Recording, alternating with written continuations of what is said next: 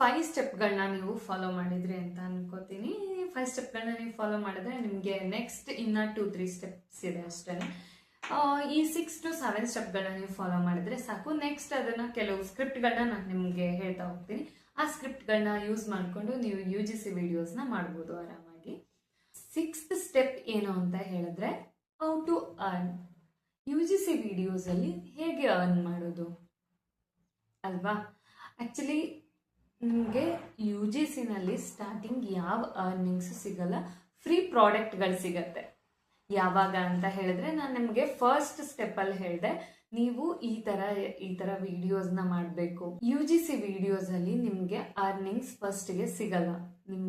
ನಾನು ನಿಮಗೆ ಫಸ್ಟ್ಗೆ ಹೇಳಿದೆ, ನಿಮ್ಮ ಹತ್ರ ಯಾವ ಪ್ರಾಡಕ್ಟ್ಸ್ ಇದೆ ಆ ಪ್ರಾಡಕ್ಟ್ಗಳನ್ನ ಯೂಸ್ ಮಾಡಿಕೊಂಡು ನೀವು ಸ್ಯಾಂಪಲ್ ವಿಡಿಯೋಸ್ನ ಮಾಡಬೇಕು. ಫಸ್ಟ್ ನಿಮಗೆ ಸಿಗೋದು ಫ್ರೀ ಪ್ರಾಡಕ್ಟ್ಸ್. ಎಕ್ಸಾಂಪಲ್ ನಾನು ನಿಮ್ಗೆ ಹೇಳಿದೆ, ಇದು ಈ ಕೆಲವು ಪ್ರಾಡಕ್ಟ್ಸ್ಗಳನ್ನ ನಾನು ನಿಮ್ಗೆ ಆಲ್ರೆಡಿ ಫಸ್ಟ್ ವಿಡಿಯೋಸ್ ಅಲ್ಲಿ ಹೇಳಿದ್ದೀನಿ. ತುಂಬಾ ಪ್ರಾಡಕ್ಟ್ಸ್ಗಳು ಜಸ್ಟ್ 6 to 7 ಪ್ರಾಡಕ್ಟ್ಸ್ಗಳು ನನಗೆ 279 ರೂಪೀಸ್ ಸಿಕ್ಕಿದೆ, ಎಲ್ಲ ಬ್ರ್ಯಾಂಡ್ಗಳ್ದೇನೆ. ಸೊ ನಿಮಗೆ ಇಲ್ಲಿ ಫ್ರೀ ಪ್ರಾಡಕ್ಟ್ಗಳು ಸಿಗತ್ತೆ. ಆ ಪ್ರಾಡಕ್ಟ್ಸ್ ಜೊತೆಗೆ ನಿಮಗೆ ಎಕ್ಸ್ಟ್ರಾ ಪ್ರಾಡಕ್ಟ್ಗಳು ಗಿಫ್ಟ್ಗಳಾಗಿ ಕೂಡ ಸಿಗತ್ತೆ. ಸೊ ನೀವು UGC ಕ್ರಿಯೇಟರ್ಸ್ ಆಗುವಾಗ ಫಸ್ಟಿಗೆ ಯಾವುದೇ ಅರ್ನಿಂಗ್ಸ್ನ ಕೂಡ ನೀವು ಎಕ್ಸ್ಪೆಕ್ಟ್ ಮಾಡಬಾರ್ದು. ಆಮೇಲೆ ಆಫ್ಟರ್ ದಟ್ ನಿಮಗೆ ಈ ತರ ಎಲ್ಲ ವಿಡಿಯೋಸ್ನ ಮಾಡಿ ಹಾಕಿದ್ಮೇಲೆ ನಿಮಗೆ ಫಸ್ಟ್ಗೆ ಪ್ರಾಡಕ್ಟ್ಗಳು ಫ್ರೀಯಾಗಿ ಸಿಗತ್ತೆ.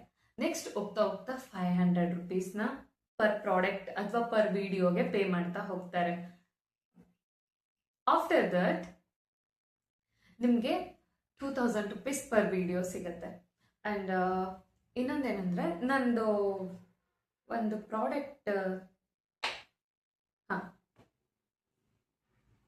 ಅಂಡ್ ನನಗೆ ಇದು ಪ್ರಮೋಷನ್ಗೆ ಅಂತ ಬಂದಿದ್ದು ಪ್ರಾಡಕ್ಟು. ಸೊ ಇದರಲ್ಲಿ ನನಗೆ ಪರ್ ವಿಡಿಯೋಗೆ 2000 ರೂಪೀಸ್ ಪೇ ಮಾಡಿದ್ದಾರೆ. ಸೊ ಹೀಗೆ ಈ ತರ ತುಂಬಾ ಪ್ರಾಡಕ್ಟ್ಸ್ಗಳು ನಿಮಗೆ ಅಪ್ರೋಚ್ ಮಾಡುತ್ತೆ. ಸ್ಟಾರ್ಟಿಂಗ್ ಅಲ್ಲಿ ನಿಮಗೆ ಫ್ರೀ ಪ್ರಾಡಕ್ಟ್ ಸಿಗತ್ತೆ, ದೆನ್ ನಿಮಗೆ 500 to 2000 ರೂಪೀಸ್ ಪರ್ ವಿಡಿಯೋಗೆ ಸಿಗತ್ತೆ.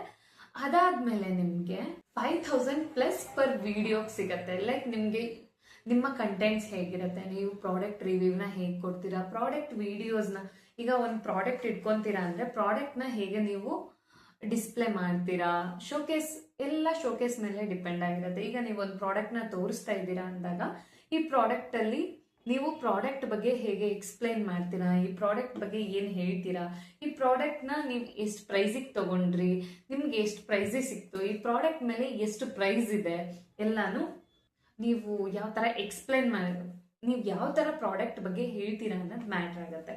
ಸೊ ಇಷ್ಟೇ. ಸ್ಟೆಪ್ 6 ಅಲ್ಲಿ ನಿಮಗೆ ಅರ್ನಿಂಗ್ಸ್ನ ಹೇಗೆ ಮಾಡೋದು ಅಂತ ಹೇಳಿದೆ. ಈಗ ಈ 6 ಸ್ಟೆಪ್ಗಳನ್ನ ನೀವು ಫಾಲೋ ಮಾಡಿ. ನೆಕ್ಸ್ಟ್ 7th ಸ್ಟೆಪ್ ವಿಡಿಯೋದಲ್ಲಿ ಮತ್ತೆ ಸಿಗ್ತೀನಿ. ಬಾಯ್.